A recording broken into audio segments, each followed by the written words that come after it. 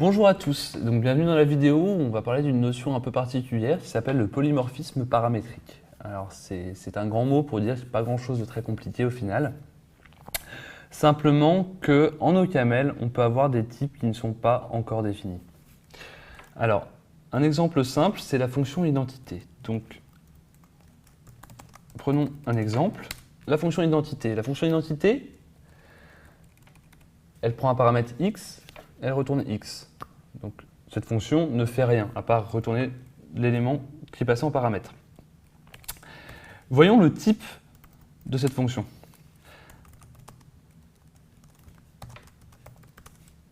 Voilà le type qu'OCaml nous donne au moment de l'inférence. Alors, il nous dit que id est une fonction qui prend ce apostrophe a et retourne un apostrophe a. Alors, apostrophe a qu'on peut appeler alpha, c'est très simple, ça veut dire qu'il ne sait pas quel type c'est. Du coup, dans le doute, il sait par contre que le type d'entrée est le même que le type de retour, puisqu'on retourne x. Du coup, il va nous dire que c'est une fonction qui prend un type alpha et qui retourne un type alpha. Ça, c'est le polymorphisme paramétrique.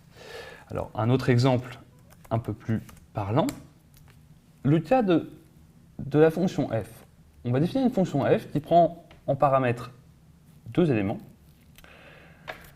g, qui est quelque chose, pour l'instant on ne sait pas quoi, et ensuite x, et qui retourne g de x. Donc on en déduit que g est une fonction qui va prendre x et qui va retourner quelque chose. Donc là on va s'intéresser au type de la fonction f, qui est un petit peu particulier, notamment à cause de ça. On voit que f est évalué comme ça. C'est une fonction qui prend en paramètre une fonction qui prend un type alpha et retourne un type bêta, et qui prend aussi en paramètre un type alpha et retourne un type bêta. Pourquoi? C'est simple. Parce que la fonction f, elle prend g, qui elle va être typée comme ceci.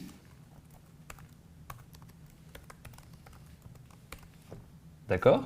Prend un élément de type alpha et retourne un élément de type bêta. Et elle prend x.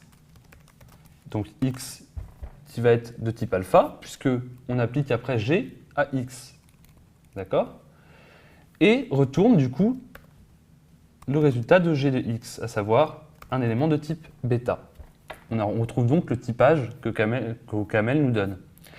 Alors, tout ça pour vous dire que, en l'occurrence, pourquoi OCaml utilise bêta et alpha?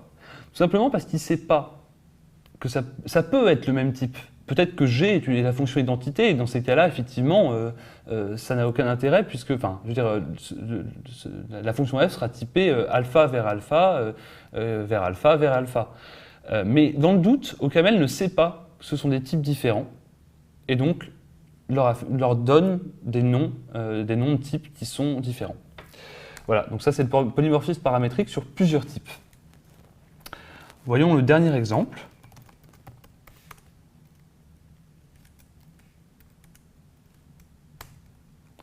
Alors, le dernier exemple, c'est deux opérateurs. Donc là, c'est une syntaxe un peu particulière que vous connaissez peut-être pas, mais ce sont les opérateurs de comparaison. Cet opérateur-là, c'est différent. Donc, chevron inférieur, chevron supérieur, c'est l'opérateur de différence. Et l'opérateur égal, c'est l'opérateur de comparaison d'égalité. Il se trouve que, par un hasard fortuit, on pourrait se demander comment sont typés les opérateurs de comparaison, puisqu'on peut les utiliser avec tous les types qu'on connaît. Est-ce qu'à chaque type correspond un opérateur de comparaison, un petit peu comme on pourrait le penser avec les surcharges d'opérateurs en C++? Non. La réponse, c'est simple, c'est que ces opérateurs de comparaison sont polymorphes. Je vais tout de suite vous le prouver. On va prendre mon exemple qui contient les deux opérateurs de comparaison et lui demander de le typer. Et voilà ce que nous répond Camel. Chacun des opérateurs de comparaison est de type alpha vers bool.